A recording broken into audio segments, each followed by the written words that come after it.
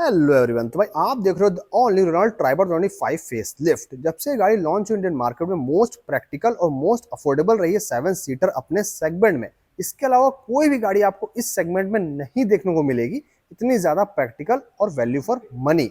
अगर इस गाड़ी के हम ओवरव्यू वगैरह की बात कर लेते हैं, टोटल 4 वेरिएंट्स में आती है। बेस मॉडल यहाँ पे देखने को मिलता है एम्बिशन, एवोल्यूशन, टेक्नो और इमोशन। इमोशन रहने वाला इसका top of the line variant, और ये वेरिएंट जो आप देख रहे हो ये भी top of the line variant ही रहेगा। यहाँ पे दो ऑप्शन आपको देखने को मिलते हैं, आप डुअल टोन के साथ जा सकते हो और विदाउट डुअल टोन के साथ में। ये जो वेरिएंट है ये डुअल टोन के साथ में रहने वाला है, जैसे कि आप रूफ देख पा रहे होगे इसकी फुल ब्लैकआउट रहने वाली है और वहां पे फीचर वगैरह का कोई भी डिफरेंस देखने को नहीं मिलेगा। अगर इसकी प्राइसिंग की हम बात करते हैं तो ये गाड़ी स्टार्ट हो जाती है 6.3 लाख रुपीज से, goes up to 9.3 lakh rupees. और अगर इस वेरिएंट की हम प्राइसिंग की बात करते हैं 8,87,995 देखने को मिलती है। और अगर आप नॉर्मल वेरिएंट के साथ जाना चाहते हो जो कि डुअल टोन में नहीं रहेगा, उसकी प्राइसिंग देखने को मिलती है 20,000 रुपीज लेस रहेगी इसकी प्राइसिंग से। तो आइए देखते हैं इस गाड़ी में आपको क्या क्या देखने को मिलता है और क्या क्या चेंजेस है पुरानी ट्राइबर के कंपैरिजन में, वो भी मैं बताऊंगा डिटेल में। एक चीज और मैं बता देता हूं आपको कि यहाँ पे सिर्फ और सिर्फ कॉस्मेटिक का मेजर चेंज हुआ है, डायमेंशंस कोई भी चेंज नहीं है पुरानी ट्राइबर के कंपैरिजन में। तो जो स्पेस पहले आपको देखने को मिल रहा था वही स्पेस आज भी इसमें देखने को मिलेगा। और अगर इंजन ऑप्शन की बात कर लेते हैं तो यहाँ पे सिर्फ एक ही इंजन ऑप्शन आपको देखने को मिलता है, 1 लीटर का 3 सिलेंडर का इंजन। डिटेल में बात करेंगे उसके पावर फिगर वगैरह की। और अगर ट्रांसमिशन की हम बात कर लेते हैं तो यहाँ पे 5 स्पीड का मैनुअल ट्रांसमिशन देखने को मिलेगा बेस से लेकर टॉप तक। और अगर आपको ऑटोमेटिक ट्रांसमिशन लेना है तो वो सिर्फ और सिर्फ top of the line variant में ही आपको देखने को मिलेगा, जो कि रहेगा इमोशन। जो आज हम वेरिएंट कवर करने जा रहे हैं ये मैनुअल ट्रांसमिशन की रहने वाला है। उसकी प्राइसिंग भी मैंने आपको मैनुअल ट्रांसमिशन की ही बताई है। तो चलिए देखते हैं इसमें आपको क्या देखने को मिलता है। ऊपर आपको देखने को मिलता है इसमें नॉर्मल एंटीना, और यहीं पे ऑटो रेन सेंसिंग वाइपर भी देखने को मिलता है। वाइपर नॉर्मल आपको देखने को मिलेंगे। और फ्रंट का जो बोनट है वो बिल्कुल चेंज रहने वाला है पुरानी ट्राइबर के कंपैरिजन में।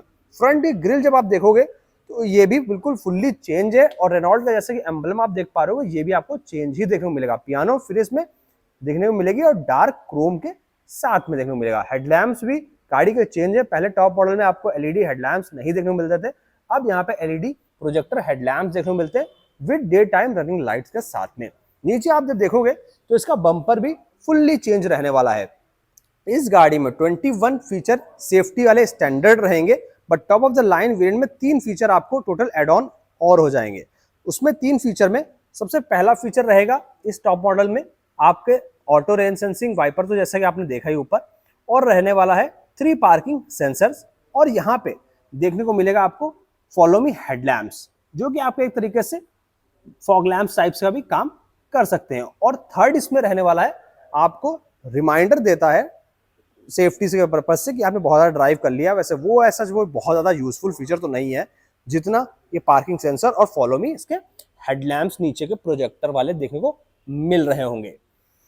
डायमेंशन जैसे कि मैंने आपको पहले बताया था कोई भी चेंज नहीं है ओल्ड कंपैरिजन में। तो यहाँ पे गाड़ी की विड्थ देखने को मिलती है 1739 mm की। और गाड़ी अगर साइड प्रोफाइल में हम चलते हैं, जैसे कि मैंने बताया था अपने सेगमेंट में मोस्ट प्रैक्टिकल गाड़ी है, वो सेगमेंट है अंडर 4 मीटर का। 3990 mm की गाड़ी की लेंथ है, पहले भी 3990 mm की ही देखने को मिलती थी।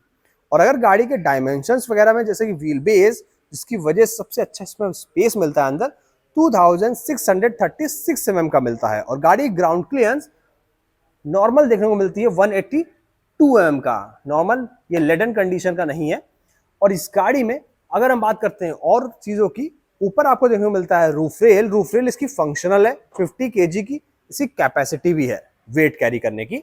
और ORVMs आपके इलेक्ट्रिकली एडजस्टेबल फोल्डेबल देखने को मिलते हैं। इसी पर टर्न इंडिकेटर भी आपको देखने को मिल जाएगा।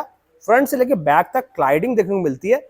मड फ्लैप जो आप देख रहे हो ये as a part of accessories लगा हुआ है, बट डोर प्रोटेक्टर इसमें आता है, वो एज ए कंपनी स्टैंडर्ड है। और जो इस पे आप देख रहे होगे हैंडल पे डार्क क्रोम की गार्निशिंग है, वो आपको देखने को मिलेगी वेरिएंट के साथ में, वो डीलरशिप का पार्ट नहीं है। और गाड़ी के टायर साइज की हम बात कर लेते हैं तो यहाँ पे 185/65R15 का टायर देखने को मिलेगा। स्टाइलिश व्हील कैप है, आपको एलॉय व्हील के जैसे लग रहे होंगे, बट ये एलॉय व्हील नहीं है, ये नॉर्मल आपका व्हील कवर लगा हुआ है इसके ऊपर, जो कि 15 इंच में रहने वाला है। पहले कि अगर मैं दिखा दूं आपको ट्राइबर, पहले के ट्राइबर में ये आपको देखने को मिलता है 15 इंच का जरूर है, बट हाँ लुक में डिफरेंस देखने को आपको मिलेगा। और जैसे ही आपने देखा फ्रंट से लेकर बैक तक स्लाइडिंग है, गाड़ी अपने आप अनलॉक हो गया। अब आप सोच रहे हो ये क्या चीज़ है। ये इस गाड़ी में देखने को मिलता है आपको कीलेस एंट्री, और चाबी नॉर्मल आपकी जो पहले भी देखने को मिलती थी वही देखने को मिलती है। कार्ड टाइप की रहती है, लॉक अनलॉक का फीचर रहता है, और अंदर के आप लाइट्स वगैरह ऑन कर पाओगे, बूट को भी ओपन कर पाओगे। और यहाँ पे कोई भी हैंडल पे आपको रिक्वेस्ट सेंसर देखने को नहीं मिलेगा। पहले भी जब ड्राइवर के हम नियरेस्ट जाते थे तो वो अपने आप अनलॉक हो जाती थी, और जैसे ही हम गाड़ी से दूर जाते हैं तो वो लॉक भी हो जाती है, जैसे कि अभी आपने देखा। और अगर चलते हैं गाड़ी के रेयर लुक पे, रेयर लुक के पहले फ्यूल कैपेसिटी की हम बात कर लेते हैं। पेट्रोल ही देखने को मिलता है इसमें इंजन, यहाँ पे देखने को मिलता है 40 लीटर की इसकी कैपेसिटी। और अगर रेयर में बात कर लेते हैं तो ऊपर हाई माउंटेड स्टॉप लैम्प देखने को मिलता है विद डीफॉगर, और वाइपर वगैरह तो देखने को इसमें मिलेगा ही, और यहाँ पे मिलता है वाटर के लिए प्रेशर। और सेंटर में आपको रेनॉल्ट का एम्बलम देखने को मिल जाएगा विद पियानो फिनिश, साथ में ग्रिल रहने वाली है। इसकी जो है टेल लाइट है ना, ईगल शेप वाली, पहले नॉर्मल आपको मिलती थी हेलोजन में, बट अब आपको देखने को मिलती है एलईडी में। बट यहाँ पे रेयर बैक बल्ब और इंडिकेटर आपको अभी भी हेलोजन में ही देखने को मिलेगा। सेंटर में आपको नीचे ट्राइबर की बैजिंग, पहले ऊपर क्रोम का ट्रीटमेंट रहता था, वहीं पे ट्राइबर की बैजिंग मिलती थी। इस गाड़ी में रेयर बैक कैमरा भी देखने को मिलेगा। पीछे आपको 3 पार्किंग सेंसर भी देखने को मिलेंगे विद 2 रिफ्लेक्टर के साथ में। और अगर बात कर लेते हैं इसके बूट स्पेस की, तो जब आपका थर्ड रो अप रहेगा यानी कि इस पोजीशन पे, तब यहाँ पे आपको 84 लीटर का बूट स्पेस देखने को मिलता है। अगर थर्ड रो को आप डाउन करते हैं तब आपको मिलता है 625 लीटर्स का बूट स्पेस। बहुत मैसिव बूट स्पेस हो जाता है। अगर आपको कभी लगेज वगैरह कैरी करना है बहुत ज्यादा ह्यूज, तो वहां पे आपको काम आएगा। अगर चलते हैं गाड़ी के अंदर, हमारा बूट अभी भी ओपन ही है, इसको हम बंद करते हैं। अंदर बैठने पर डोर को जरूर चेकआउट करिए। डोर में 4 पावर विंडो देखने को मिलता है, ड्राइवर साइड का ऑटो अप डाउन देखने को मिलता है, चाइल्ड लॉक भी देखने को मिलेगा, और यहीं से आप ORVMs को इलेक्ट्रिकली एडजस्ट कर पाएंगे और फोल्ड और अनफोल्ड भी कर पाएंगे। ये आपको यहाँ पे लॉक अनलॉक देखने को मिलता है, बट ये काफी ओल्ड स्कूल लगने वाला है। नीचे आपको देखने को मिलता है बॉटल होल्डर, चारों डोर पे बॉटल होल्डर मिलेगा, बट यहाँ पे कोई आपको सॉफ्ट टच मटेरियल नहीं मिलेगा। ये स्पीकर एक ग्रिल देखने को मिलता है, इसमें स्पीकर भी है। 6 वे एडजस्टेबल की सीट्स मिलती हैं आपको, फैब्रिक में फुल इसका मटेरियल रहने वाला है। हेडलैम्प्स को यहाँ से आप एडजस्ट कर पाएंगे, बोनट को भी यहीं से ओपन कर पाएंगे। ABC पैडल आपको देखने को मिल जाएंगे, वहां से नीचे मिलेगा एयर फ्लो का डायरेक्शन। क्योंकि ये मैनुअल है तभी ABC पैनल देखने को मिल रहा है। ये आपको मिलता है 3 spoke steering wheel, new Renault का एम्बलम सेंटर में। और अगर मैं पूरा फुल एनिमेशन आपको दिखाऊं, ऐसा कुछ देखने को मिल जाएगा। लेफ्ट हैंड साइड आपको देखता है मीडिया कंट्रोल देखने को मिलेगा, इंफोटेनमेंट से रिलेटेड कॉल्स वगैरह भी वहीं से आप ऑपरेट कर पाएंगे। राइट साइड में आपको पूरा फुल MID से रिलेटेड कंट्रोल देखने को मिल जाएंगे। राइट साइड से आप हेडलैम्प्स को ऑन ऑफ कर पाएंगे, और ऑटो हेडलैम्प जैसा कि इसमें आते हैं वो भी आप यहीं से यूज कर पाएंगे। और लेफ्ट साइड में आपको देखने को मिलेगा वाइपर कंट्रोल, फ्रंट और रेयर दोनों के लिए। और इसका जो स्टीयरिंग है वो लेदर स्टिच में देखने को मिलता है। और इसकी एडजस्टमेंट की हम बात करते हैं तो टिल्ट मिलता है, टेलीस्कोपिक नहीं मिलता है। और इसके अगर MID की हम बात कर लेते हैं तो ये सेम जैसे कि काइगर के टॉप मॉडल वगैरह में आता है वैसा ही देखने को मिलता है। फुल 8 इंच का डिजिटल देखने को मिलता है, वो इंफोटेनमेंट सिस्टम भी और इसका MID भी। सेंटर में आप स्पीडोमीटर, टैकोमीटर देखने को मिल जाएगा। लेफ्ट साइड में आपको टेम्परेचर देखने को मिलता है, और राइट साइड में आपको फ्यूल वगैरह की वार्निंग वगैरह देखने को मिल जाएगी। और इसमें फीचर्स वगैरह की हम बात कर लेते हैं तो भाई इसमें फीचर बहुत सारे हैं, आप खुद चेकआउट करिएगा। एवरेज देखने को मिलता है,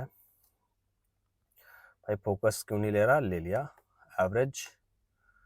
और भी है फीचर वगैरह दिखाओ, और ये भी फ्यूल हिस्ट्री वगैरह पूरी फुल दिखाता है, फ्यूल इकोनॉमी दिखाएगा। आप जैसे चेंज करते जाते हैं ना तब आप देखिएगा। TPMS वगैरह भी देखने को मिलता है, सर्विस इंटरवल भी आपको दिखा देगा ईजिली। और टेक अ ब्रेक जो बताया था ना मैंने फीचर, वो इसमें देखने को मिलता है। टेक अ ब्रेक वही ऐसा तो कोई बहुत हाईटेक फीचर तो नहीं है, बट हाँ एक रिमाइंडर टाइप से, अगर आप ये भूल जाते हो कि आप गाड़ी कितनी देर से चला रहे हो तो आपके लिए काम आ सकता है।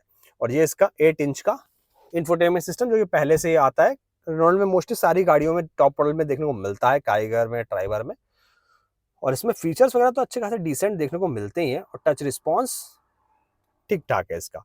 जैसे कि नॉर्मल पहले स्मार्टफोन आते थे ना IPS डिस्प्ले के साथ में, वैसा ही इसका सेम रिस्पॉन्स रहने वाला है, और इसकी जो क्वालिटी रहेगी ना स्क्रीन की वो डिसेंट है। इसमें जैसे रियर बैक कैमरा भी आता है, उसकी क्वालिटी का मैं चेकआउट करा दूं आपको,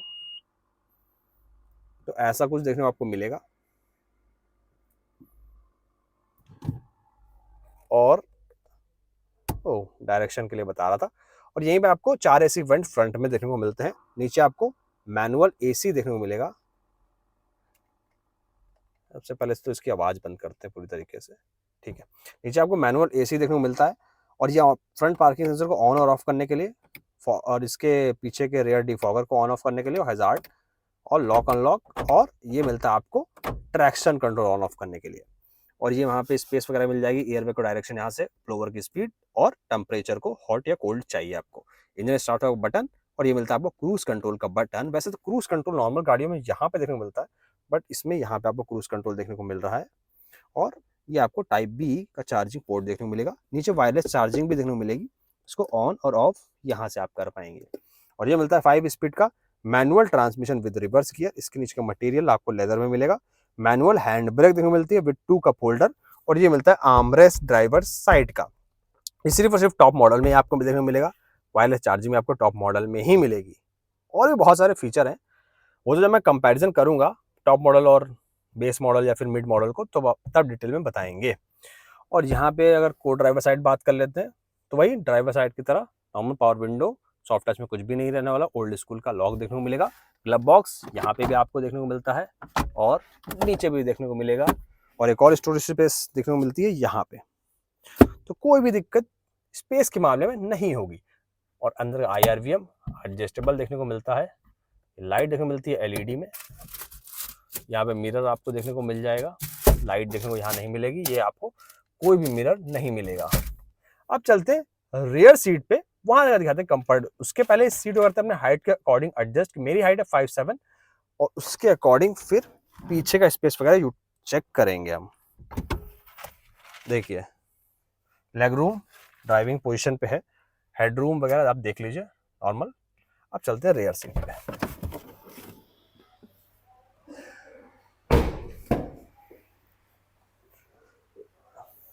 यहाँ पे आपको पावर विंडो देखने को मिलता है, नीचे bottle holder, speaker grill with speaker देखने को मिलता है। चारों डोर पे यहाँ पे बॉटल होल्डर वगैरह देखने को मिलता है, स्पीकर भी देखने को मिलेगा।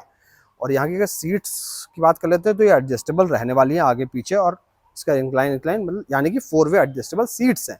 और अगर अंदर बैठ के हम स्पेस वगैरह आपको दिखा दें, पहले तो करते हैं इसको अपने यहाँ पे लेग रूम पूरा कंफर्ट पोजीशन पे आते हैं। ये देखिए आप थोड़ा सा और आगे, ये लॉक सिस्टम टाइप से 3 एडजस्टमेंट टाइप से वहां पे रुक जाता है ऑटोमेटिक। चलिए मोस्ट कंफर्ट पोजीशन पे बैठते हैं। हेडरूम तो यार बहुत ज़्यादा ही है, हेडरेस्ट एडजस्टेबल ये मिल रहा है। इसको हम थोड़ा सा और आगे भी कर सकेंगे, हाँ इतने पे। अब एकदम परफेक्ट पोजीशन पे हूँ मैं, कितनी भी लंबी जर्नी हो कोई प्रॉब्लम नहीं होगा, क्योंकि थाई सपोर्ट भी मुझे मिल रहा है, और हेडरूम में कोई प्रॉब्लम नहीं है, और हेडरेस्ट जो है इसका एडजस्टेबल है, तो वो भी कोई प्रॉब्लम नहीं मिलेगी। तो अब चलते हैं थर्ड रो में कितना मिलता है स्पेस। पहले हाँ कंफर्ट के बारे में एक और चीज बात कर लेते हैं। एसी वेंट की पिलर पे देखने को मिलते हैं, रूफ पे नहीं आते हैं, तो भाई बहुत इंपॉर्टेंट होता है। काफी सारे ब्रांड्स हैं जो रेयर सीट पे तो भाई देते ही नहीं है, टॉप मॉडल में दे रहे हैं। इस बजट पॉइंट पे मैं बात कर रहा हूँ, स्पेशली रेयर सीट पे देते हैं टॉप मॉडल में, बट मिड मॉडल में नहीं देते हैं। थर्ड रो में मैं दिखाता हूँ आपको बैठ के। अंदर बैठना काफ़ी इजी है, 1 टच डाउन देखने को मिलता है सीट्स। वैसे एक चीज़ मैं आपको बता दूं, ये आगे भी जाएगा, बट मैं इसको आगे बिल्कुल भी कर नहीं रहा हूँ, क्योंकि मुझे आपको दिखाना थर्ड रो का स्पेस। जब ड्राइवर बैठेगा 5'7" हाइट पे, और पीछे का पैसेंजर भी बैठेगा 5'7" हाइट का, जोड़ने की मैं थर्ड रो में 5'7" हाइट का बंदा बैठ पाएगा या नहीं बैठ पाएगा। ये देखिए मैं बिल्कुल भी सीट को, ये देखिए, ये देखिए यार भाई कमाल का स्पेस यार इसमें। ये तो एडजस्टेबल भी है ना। तो यार एक चीज मैं बताता हूँ, मैं बैठ तो गया हूँ आराम से, मुझे कोई दिक्कत नहीं हो रही है, बट मैं बहुत लंबी जर्नी नहीं कर सकता थर्ड रो में। अगर हाँ 5 फीट का बंदा या उससे डाउन है, यानी कि बच्चे, वो बैठ के जा सकते हैं। वो ऐसा क्यों बोल रहा हूँ, मुझे हेडरूम में कोई प्रॉब्लम नहीं है, लेग रूम में भी कोई प्रॉब्लम नहीं है। प्रॉब्लम है इसके थाई सपोर्ट में। थाई सपोर्ट नहीं है ना, तो मुझे मन करेगा बार बार पैर आगे बढ़ाने के लिए, आगे बढ़ नहीं पाएंगे, तो मुझे थोड़ा अनकंफर्ट होगा और ज्यादा लॉन्ग ड्राइव मैं नहीं कर पाऊंगा। 200 किलोमीटर तो हो जाएगा, उसके ऊपर 250 उसके ऊपर जाने में थोड़ा दिक्कत होगा। तो यहाँ पे भी एसी वेंट आपको देखने को मिलता है, ऊपर चार्जिंग पोर्ट आपको देखने को मिलता है 12 वोल्ट का, तो वो भी आप थर्ड रो में भी कोई भी कॉम्प्रोमाइज नहीं है।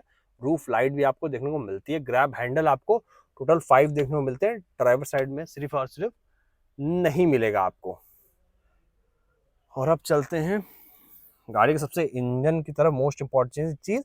उसके पहले एक चीज और बता देता हूँ, यहाँ पे आपको थर्ड पैसेंजर के लिए सीट बेल्ट ऐड कर दी गई हुई है 2025 के फेस लिफ्ट में, पहले नहीं देखने को मिलता था। अब चलते हैं गाड़ी के इंजन की तरफ।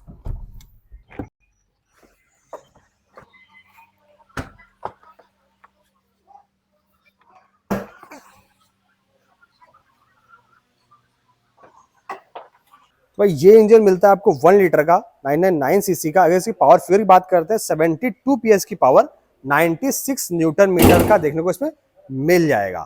तो लोग बोलते हैं भाई ये जो इंजन है 7 बंदे जब इसमें बैठते हैं तो ये अंडर पावर लगता है।